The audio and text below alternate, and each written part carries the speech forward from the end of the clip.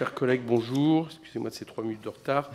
On va commencer immédiatement. Je vous informe tout d'abord que le bureau de la commission, qui s'est réuni jeudi dernier, 16 mars, vous soumet pour approbation la liste des 25 thèmes d'évaluation des politiques publiques qui ont été retenus pour le printemps de l'évaluation. Alors, vous l'avez sur vos tables. Est-ce que vous voulez que je les lise ou est-ce que vous considérez les avez? D'accord.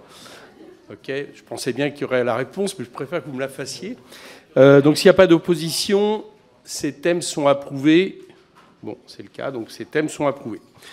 Je vous informe également que le bureau de la commission a approuvé la mise en œuvre de la faculté ouverte par le dernier alinéa de l'article 57 de la LOLF de demander à une autorité administrative indépendante une étude relative aux finances publiques dans un champ de sa compétence. En l'espèce, il s'agit de solliciter le Haut Conseil de l'évaluation de la recherche et de l'enseignement supérieur sur les questions relatives aux écoles nationales supérieures d'architecture. Le rapporteur spécial Alexandre Holroyd, qui mène un travail de contrôle et d'évaluation sur les écoles nationales supérieures d'architecture ENSA, pourra ainsi enrichir celui-ci avec cette étude du HCRS qui sera portée à la connaissance de l'ensemble des commissaires lorsqu'elle sera remise.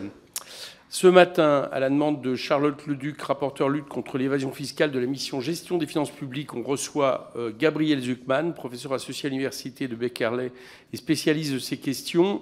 Charlotte Leduc, je vous donne la parole 2 minutes pour expliquer le propos de cette commission avant de laisser la parole au professeur Zucman. Charlotte Leduc, c'est à vous.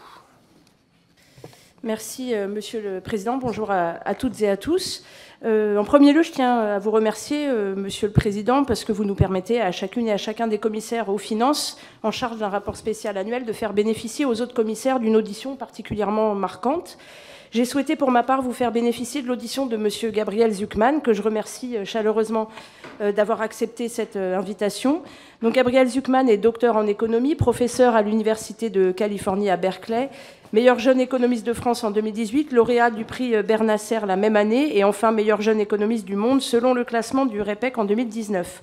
Un pédigré qui, j'en suis sûre, vous ravira et vous permettra d'apprécier à sa juste valeur les théories et recommandations sur le sujet qui nous intéresse ici, à savoir la lutte contre l'évasion fiscale. Gabriel Zucman est notamment l'auteur en 2013 de La richesse cachée des nations, enquête sur les paradis fiscaux, et en 2020, avec Emmanuel XVI, de Le triomphe de l'injustice, richesse, évasion fiscale et démocratie. J'ai donc eu la chance d'auditionner une première fois M. Zucman en novembre dernier, en visioconférence, puisque vous étiez à ce moment-là de l'autre côté de l'Atlantique, en même temps qu'Anne-Laure Delatte, économiste au CNRS. En effet, dans le cadre de mon rapport sur les moyens mis par l'État dans la lutte contre l'évasion fiscale, j'avais souhaité élargir les auditions au-delà des services de l'administration fiscale, au-delà des services d'enquête et autres organismes de lutte contre l'évasion fiscale, notamment à des chercheurs en économie pour un regard plus large sur cette question, et notamment sur les liens entre évasion fiscale, inégalité sociale, consentement à l'impôt, etc.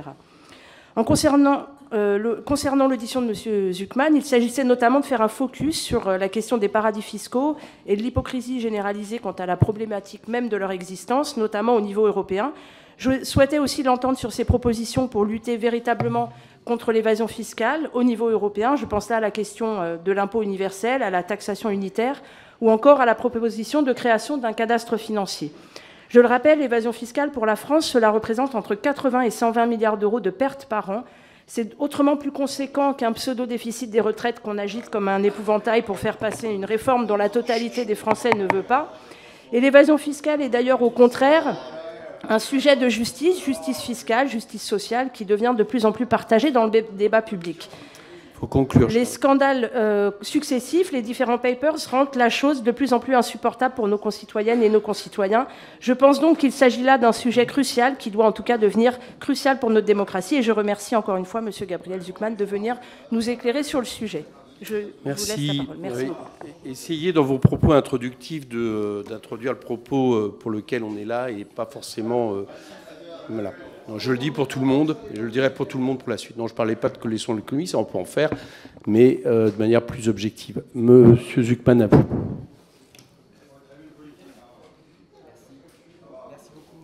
Ça va, je préside. J'ai fait des remarques. Merci. Merci beaucoup, Monsieur le Président. Merci, Mesdames, Messieurs les députés. Je suis ravi de pouvoir avoir cet échange avec vous ce matin. Donc, je suis Gabriel Zucman, professeur d'économie à l'École d'économie de Paris et à l'Université de Berkeley en Californie, directeur de l'Observatoire européen de la fiscalité. Et j'aimerais commencer mon propos par d'abord prendre une perspective d'ensemble dépassionné, aussi objectif que possible sur la réalité du système fiscal français, de sa progressivité, ce qui va me permettre ensuite de parler des questions d'évasion fiscale et d'optimisation fiscale des sociétés multinationales. Donc si on regarde la fiscalité française dans son ensemble, en prenant en compte tous les prélèvements obligatoires, l'impôt sur le revenu, l'impôt sur les sociétés, les cotisations sociales, la TVA, les taxes foncières, tous les prélèvements obligatoires, et qu'on essaie de calculer les taux effectifs d'imposition des différents groupes sociaux, des différents groupes de revenus.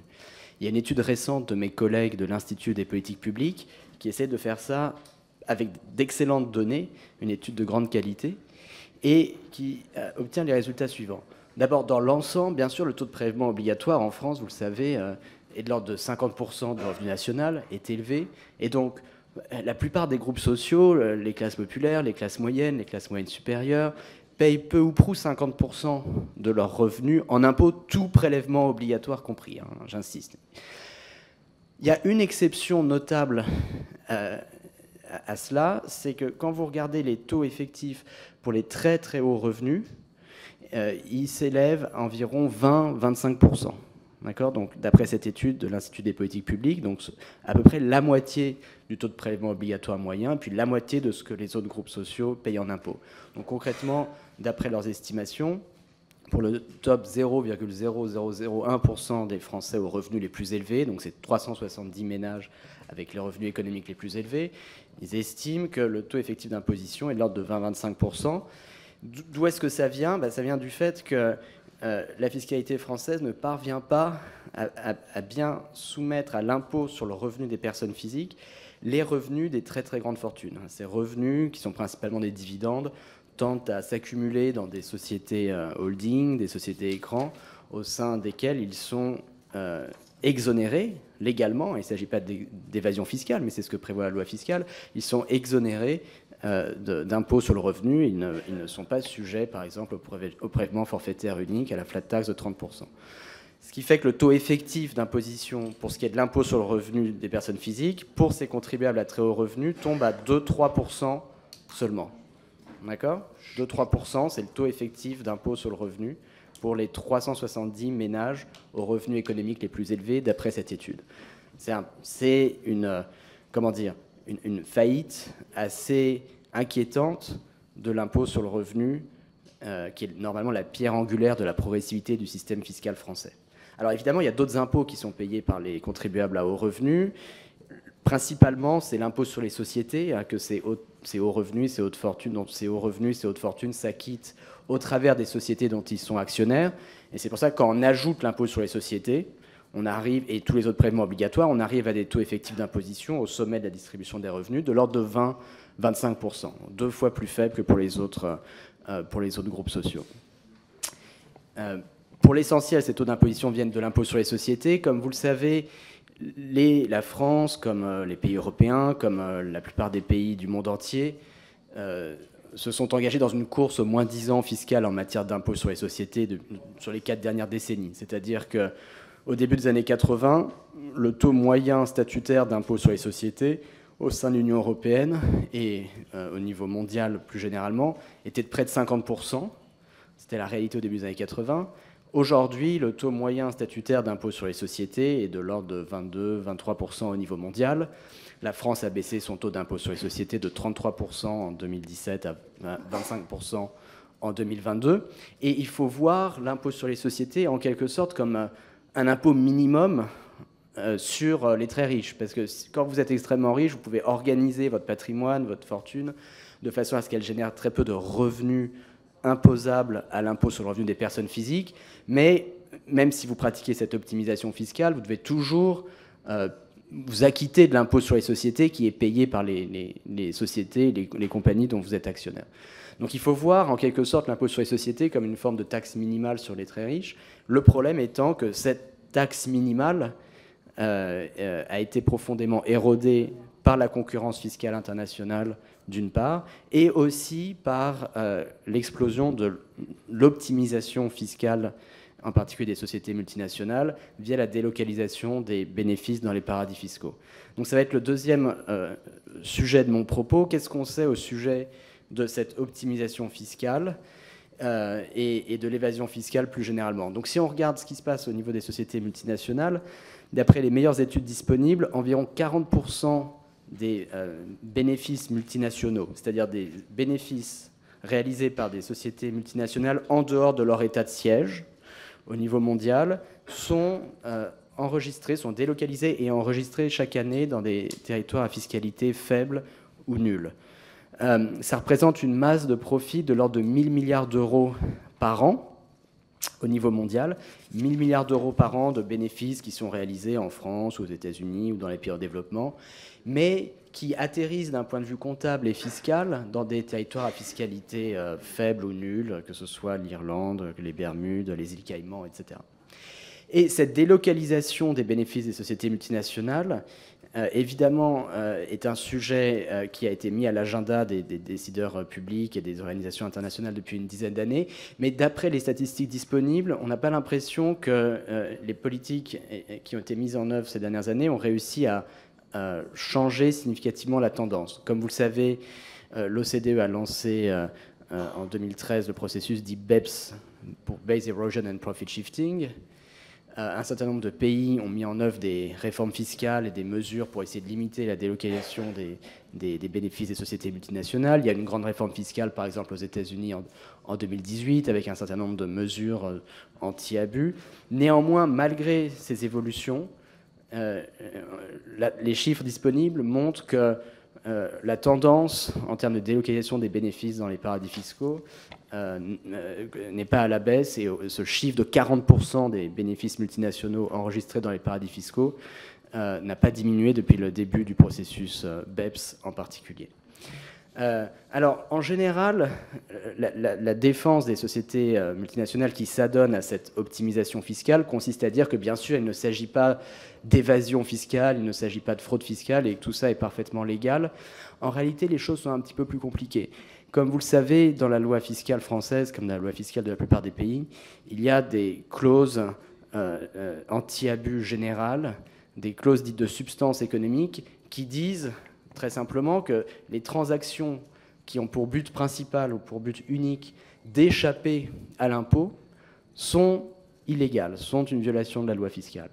Or, quand une société multinationale comme Alphabet, Google, comme elle s'appelait en 2003, crée une société écran aux Bermudes pour y transférer sa propriété intellectuelle, tout le monde comprend que le seul but de cette société écran aux Bermudes, où il n'y a aucune activité substantielle réelle, c'est d'échapper à l'impôt. Et donc c'est en violation de la doctrine de la substance économique, c'est en violation des clauses générales anti-abus qui existent dans la législation américaine comme dans la législation française.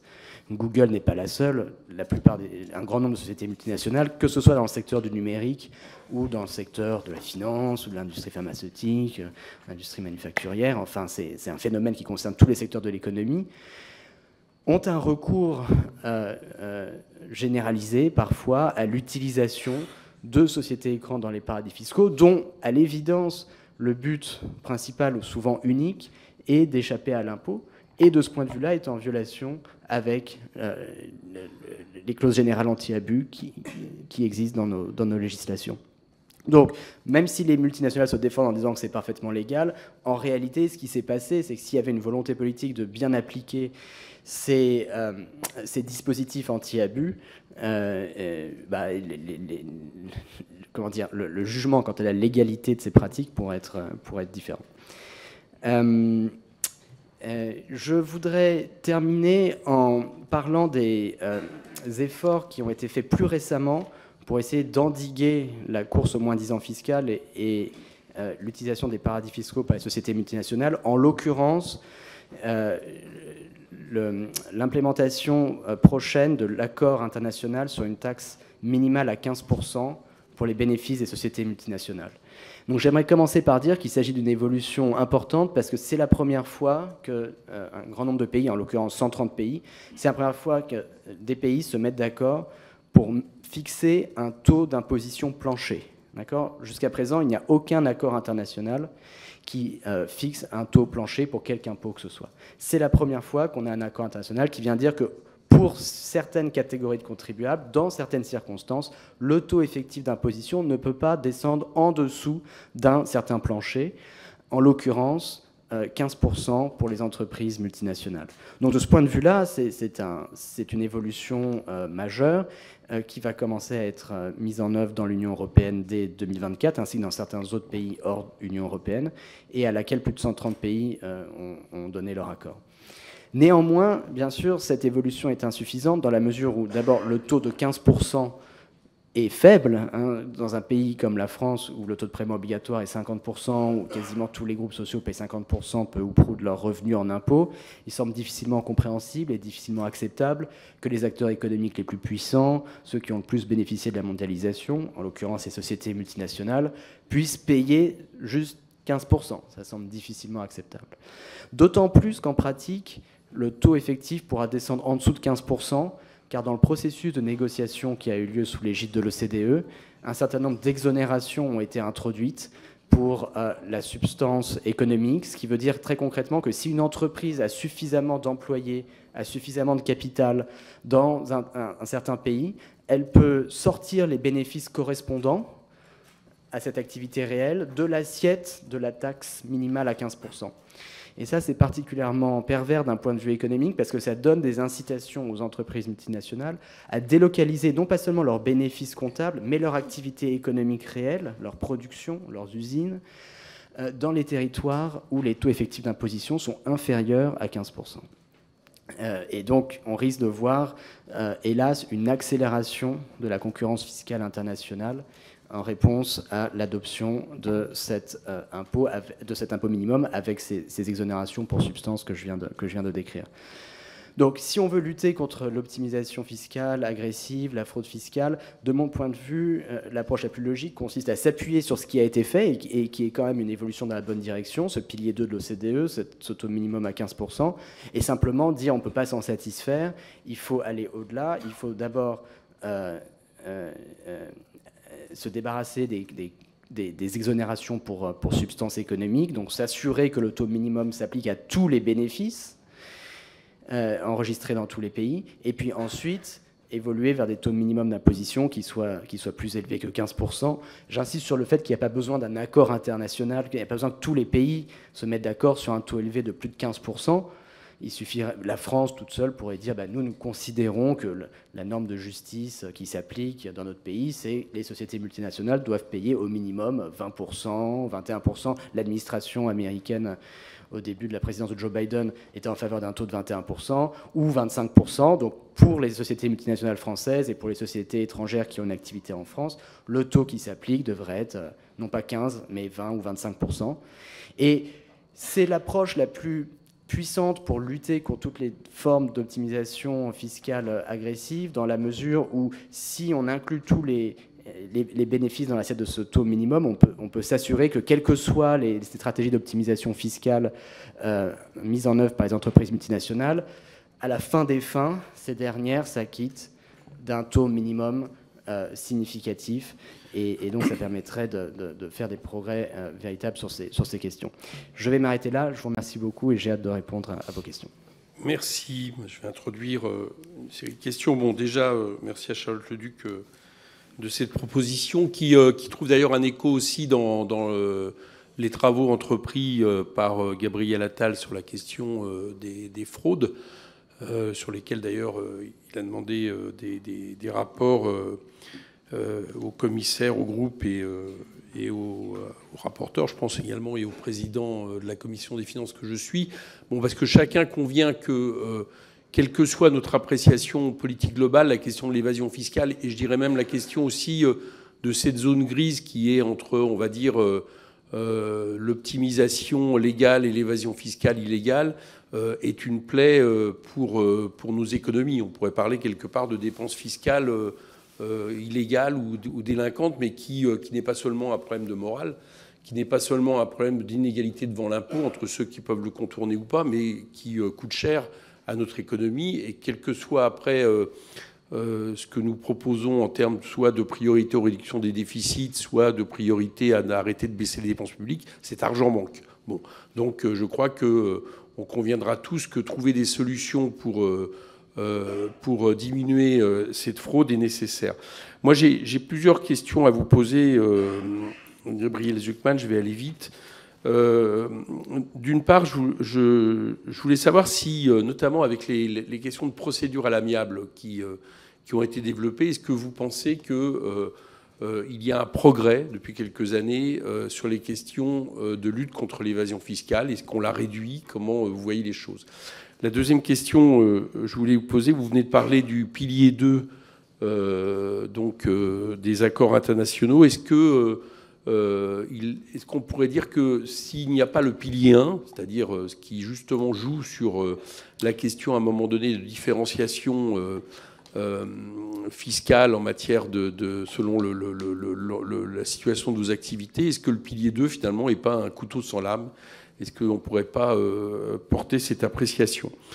Je voudrais aussi avoir votre regard alors peut-être qu'il y a des questions qui ne sont pas de votre domaine, hein, mais votre regard sur la question du recours à l'intelligence artificielle et à tout ce qui est dématérialisation dans les contrôles au niveau de Bercy. Comment vous voyez les choses? Est-ce que là, il y a matière à justement peut-être faciliter, si ce n'est l'évasion, mais en tout cas l'optimisation fiscale? Comment vous regardez les choses?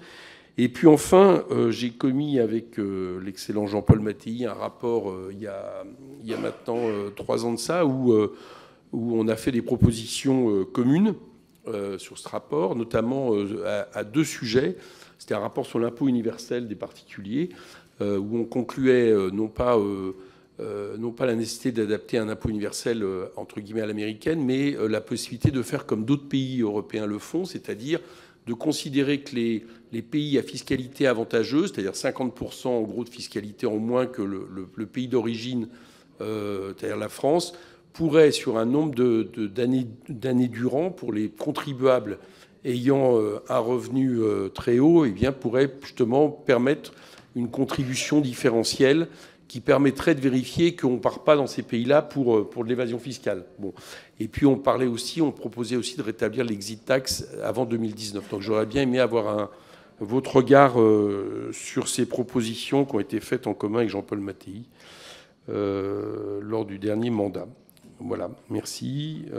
Question de Madame Leduc. Merci, Monsieur le Président. J'aurais souhaité revenir un peu plus en détail sur ce que vous avez évoqué, la clause de substance économique, qui est présente dans le droit de la plupart des pays développés et qui rend illégale toute action menée dans le but d'éviter l'impôt. À votre avis, comment on peut améliorer la clause de substance économique dans notre droit afin de la rendre plus opérationnelle? Je voulais éventuellement qu'on revienne un peu plus en détail là-dessus. Et puis, une deuxième question, pour combattre un phénomène comme l'évasion fiscale, encore faut-il bien le connaître. Et lors de l'audition que nous avions eue cet automne, vous nous aviez fait part d'un manque de données et d'informations fiables sur l'évasion fiscale. Il existe de multiples propositions pour renforcer la transparence et améliorer la connaissance de l'évasion fiscale, la mise en place d'un programme de contrôle fiscal randomisé, un chiffrage annuel par la Cour des comptes et la création d'un cadastre financier et même le rétablissement de l'ISF.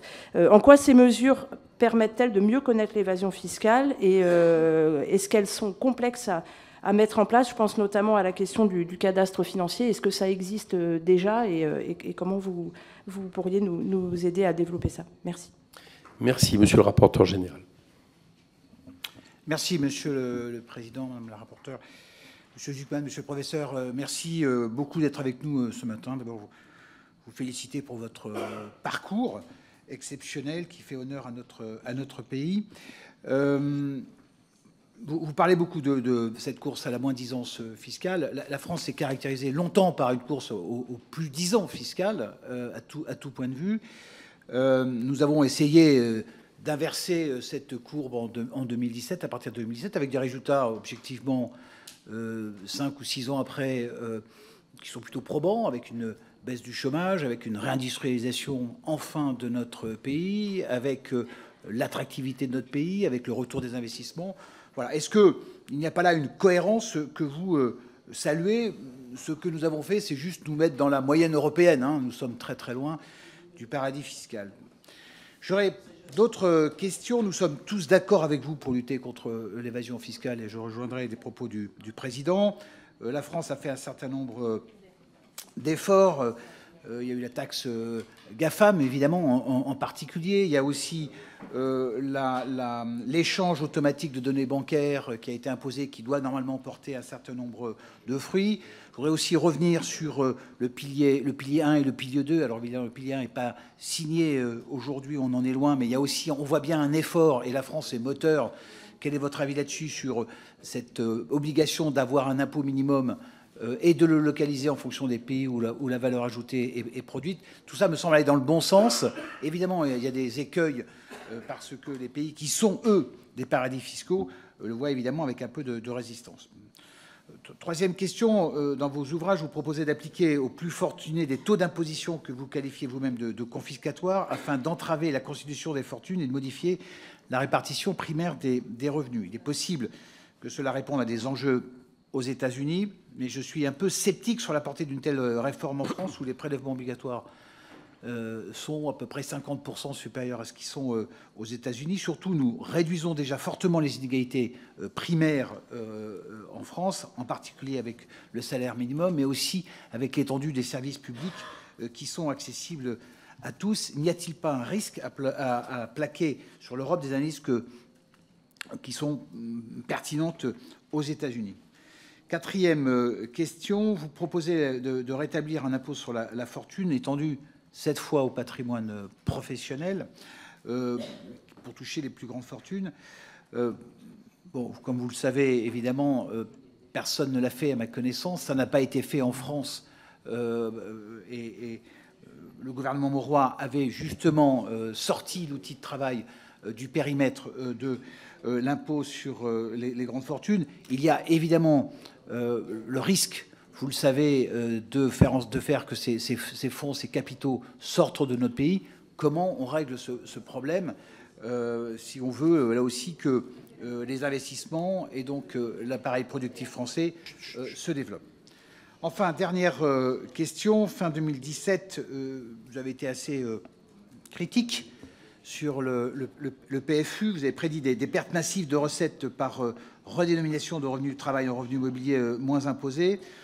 Ce phénomène semble ne pas avoir lieu. En tous les cas, c'est ce que dit France Stratégie, qui a établi que les ménages à qui ont été versés plus de dividendes n'ont pas concomitamment diminué leur revenu du travail. C'est ce que dit France Stratégie.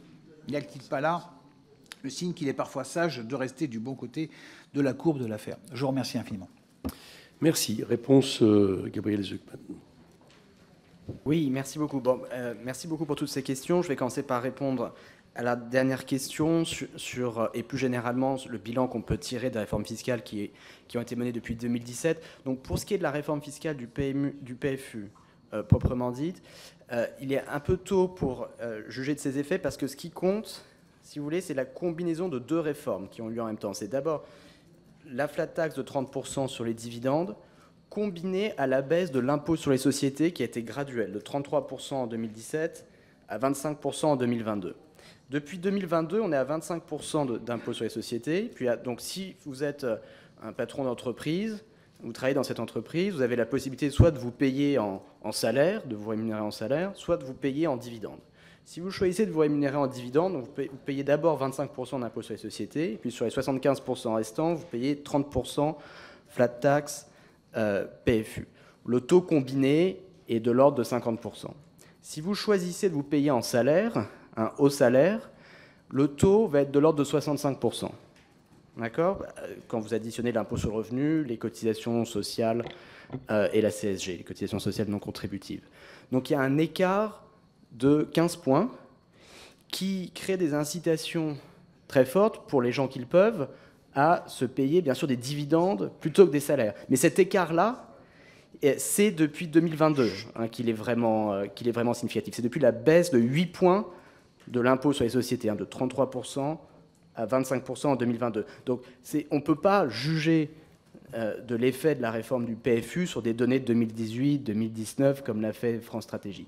C'est à partir de 2021-2022 que les incitations à créer les mécanismes d'optimisation fiscale sur lesquels j'alertais sur la base des études internationales qui existent sur ce sujet, c'est depuis 2021-2022 que ces incitations existent véritablement. Donc on verra dans les années qui viennent si le problème sur lequel j'avais essayé d'alerter la représentation nationale et les Français à l'époque se matérialise. La raison pour laquelle j'étais inquiet, c'est que quand on regarde l'expérience d'un certain nombre de pays, que ce soit les pays scandinaves qui ont introduit des flat tax dans les années 90, que ce soit les États-Unis, que ce soit Israël, il y a tout un tas d'études scientifiques qui montrent que quand vous créez des écarts aussi importants, de l'ordre de 15 points, entre l'imposition des salaires et l'imposition des dividendes, les gens qui le peuvent, qui sont surtout des gens à haut revenu, ça va être des patrons de PME, ça va être des indépendants, ça va être des avocats, certains médecins, etc.,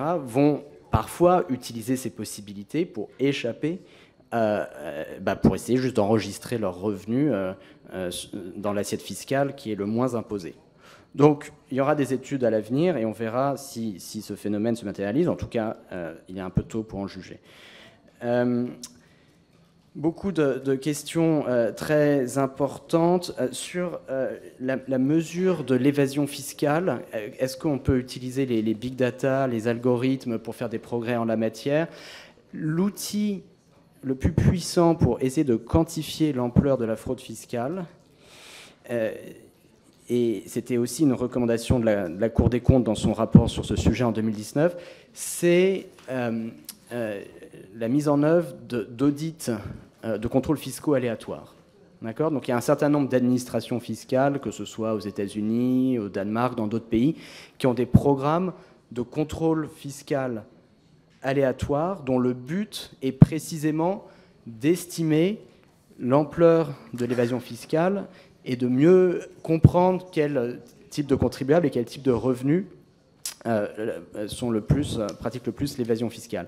La France n'a pas de programme de contrôle fiscal aléatoire, et donc toute l'estimation de l'évasion fiscale qu'on peut faire se base sur le fondement des contrôles fiscaux qui sont réalisés en pratique, mais ces contrôles fiscaux, par définition, ciblent des contribuables pour lesquels on a des raisons de penser, l'administration fiscale a des raisons de penser qu'il y a potentiellement de la fraude ou de l'évasion, et c'est très difficile à partir de là d'extrapoler pour essayer d'estimer l'évasion fiscale que précisément on ne contrôle pas et qui n'est pas dans le radar de l'administration fiscale. Et les big data, l'intelligence artificielle ne vont pas résoudre ce problème fondamental. La façon rigoureuse, conceptuellement, intellectuellement, de résoudre ce problème, c'est d'avoir un programme de contrôle fiscal randomisé à partir duquel on va pouvoir faire des extrapolations rigoureuses sur le sujet de la taille, de l'ampleur et de la répartition de l'évasion fiscale. J'insiste sur le fait qu'effectivement, il y a eu des progrès, vous avez parfaitement raison de le souligner, en matière de lutte contre l'évasion fiscale internationale au cours des dernières années, avec l'échange automatique de données bancaires, qui est une réalité depuis 2017-2018. Donc c'est un vrai progrès dont il faut se réjouir. Il y a encore 5-10 ans, il y avait un secret bancaire quasiment complet, donc c'était très facile pour les contribuables qui le souhaitaient, les contribuables à haut revenu, à haut patrimoine, de dissimuler des avoirs dans les paradis fiscaux. Aujourd'hui, c'est beaucoup plus difficile parce que les établissements financiers offshore doivent automatiquement, chaque année, en principe, envoyer des informations complètes sur leurs clients, leurs revenus, leur patrimoine aux administrations fiscales étrangères. Alors, bien sûr, ce serait un petit peu naïf de penser que les mêmes banquiers qui, parfois pendant des décennies, ont aidé leurs clients à pratiquer l'évasion fiscale, tout d'un coup coopèrent de façon parfaitement honnête avec les administrations fiscales du monde entier. Donc il y a un besoin d'évaluation de l'efficacité de ces dispositifs et aussi un besoin d'utilisation plus systématique des données reçues par l'administration fiscale de la part des établissements financiers étrangers, qui pour le moment ne sont pas utilisés de façon systématique pour nourrir les déclarations d'impôt sur le revenu pré-remplies. On pourrait imaginer que ce soit le cas à l'avenir, c'est-à-dire qu'il faudrait qu'il y ait un matching automatique qui soit fait entre les déclarations reçues de la part des établissements étrangers, des établissements financiers étrangers, et les fichiers fiscaux français, de façon à ce que dès qu'un contribuable français touche des revenus sur des comptes à l'étranger, ça apparaisse directement, les dividendes, les intérêts ou les salaires correspondants apparaissent directement dans sa déclaration d'impôt sur le revenu pré-remplie. Sur la question de l'ISF, et pour en revenir à l'évaluation des réformes fiscales qui ont été menées depuis 2017 plus généralement. Donc les réformes fiscales les plus les plus emblématiques ont été la suppression de l'ISF et son remplacement par l'impôt sur la fortune immobilière, l'adoption de la flat tax sur les revenus du capital, la baisse de l'impôt sur les sociétés de 33% à 25%. Ce sont des réformes fiscales qui, pour l'essentiel, bénéficient bien sûr aux ménages plutôt à haut revenu et à haut patrimoine, et donc qui ne peuvent pas contribuer à augmenter la progressivité du système fiscal français. Et j'ai commencé mon propos en rappelant que certes le taux d'imposition, le taux de prélèvement obligatoire est élevé en France, mais il faut aussi regarder par catégorie sociale. Et pour les ménages à très haut revenu, le taux effectif d'imposition, tout impôt compris, y compris impôt sur les sociétés, TVA, cotisation sociale, impôt sur le revenu, PFU, n'est que de 20-25%, quand pour les autres catégories sociales, on est sur des taux effectifs de 50%. Alors, l'ISF ne réglait pas ce problème. C'est très important de rappeler que l'ISF, qui en principe, un impôt sur les très grandes fortunes, on aurait pu penser qu'il contribuerait à recréer de la progressivité tout au sommet de la distribution des revenus des patrimoines, n'y parvenait pas pour deux raisons. D'abord, l'exonération des biens professionnels et deuxièmement, les mécanismes de plafonnement. L'exonération des biens professionnels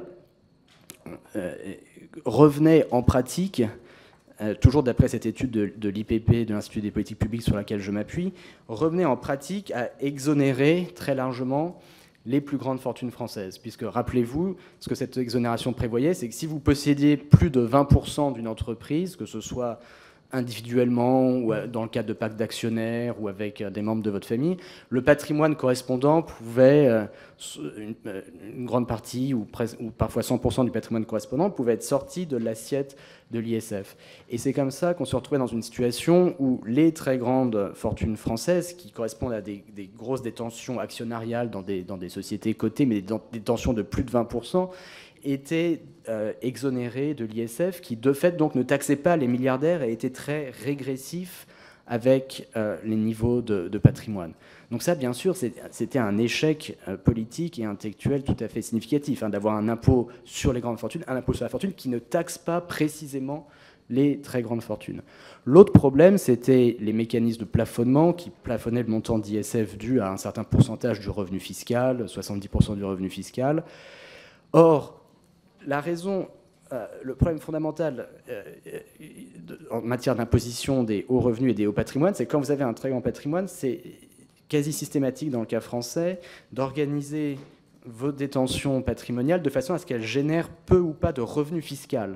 Donc si par exemple vous détenez des actions, mais vous interposez une société écran, une société holding entre vos actions et vous-même, votre revenu fiscal individuel peut être zéro ou peut être extrêmement faible, bien que votre revenu économique soit très important.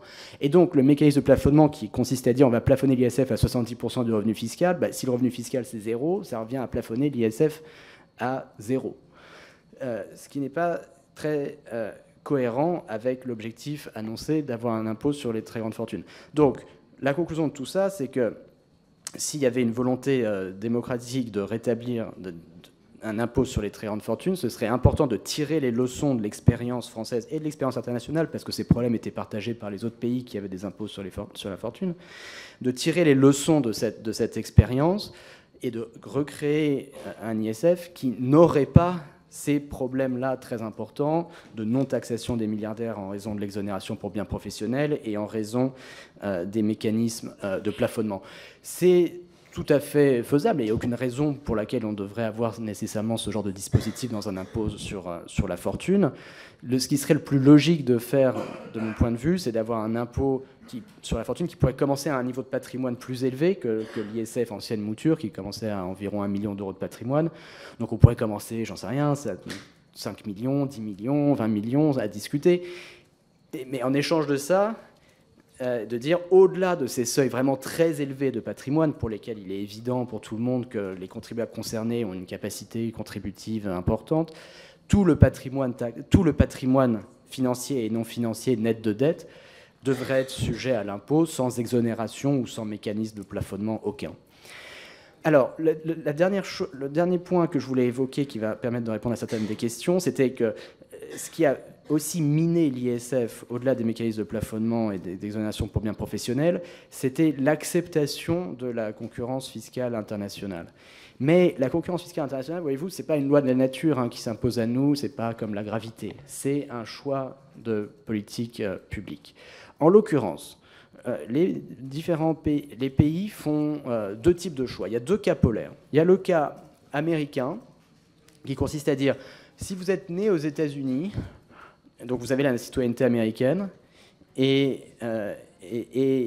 bien vous devez payer des impôts aux États-Unis jusqu'au restant de vos jours, où que vous viviez. Donc, par exemple, cas très concret, vous êtes né aux États-Unis, puis vos parents déménagent, quittent les États-Unis quand vous avez 2 mois, et vous ne mettez plus jamais les pieds aux États-Unis jusqu'au restant de vos jours. La loi fiscale américaine dit, vous devez payer des impôts aux États-Unis jusqu'au restant de vos jours. Cas extrême. Ce que fait la France et ce que font les autres pays, c'est le cas extrême, c'est le cas polaire inverse, qui consiste à dire, si vous avez vécu 75 ans en France, vous êtes devenu milliardaire en France, vous avez construit une grande fortune en France, et maintenant vous choisissez de vous expatrier, vous n'avez dès le 1er janvier de l'année prochaine plus aucun impôt à payer en France. Ce qui est extrême dans l'autre direction. Ce que je propose, ce qui me semblerait logique, c'est d'envisager un entre-deux qui consisterait à dire que si vous avez été résident fiscal pendant un certain nombre d'années, mettons pendant 30 ans, 40 ans, et que vous avez accumulé, vous avez construit une grande fortune, et que maintenant vous quittez le territoire et vous allez vous installer ailleurs, bien sûr c'est votre droit, mais les impôts français vont continuer à vous suivre pendant un certain nombre d'années, peut-être pas jusqu'au restant de vos jours, mais pendant 5 ou 10 ans, il y a un nombre d'années qui peut dépendre du nombre d'années dont vous avez été pendant lequel vous avez été résident fiscal en France. D'accord ? Donc là, ça viendrait fortement réduire les incitations à s'expatrier pour raisons fiscales, sans aller jusqu'à l'extrême américain de taxation fondée sur la citoyenneté, quel que soit le nombre d'années pendant lequel vous avez été résident fiscal français. Mais il me semble que ces deux modèles sont mauvais l'un comme l'autre, et qu'on peut arriver à un compromis du type de celui que je décris, et ce qui illustre l'idée qu'on ne peut pas s'abriter derrière l'idée qu'il y a une concurrence fiscale, que les autres pays ont baissé leur taux d'imposition, donc nous n'avons pas le choix nous-mêmes que de baisser nos propres taux d'imposition. Je sais que beaucoup de gens ont cette croyance profondément ancrée, mais elle est fausse. C'est-à-dire que c'est un choix politique d'accepter, de permettre aux expatriés de payer 0 impôt. Il y a d'autres choix qui peuvent être faits, et je pense qu'il est absolument nécessaire d'avoir un débat sur ces questions.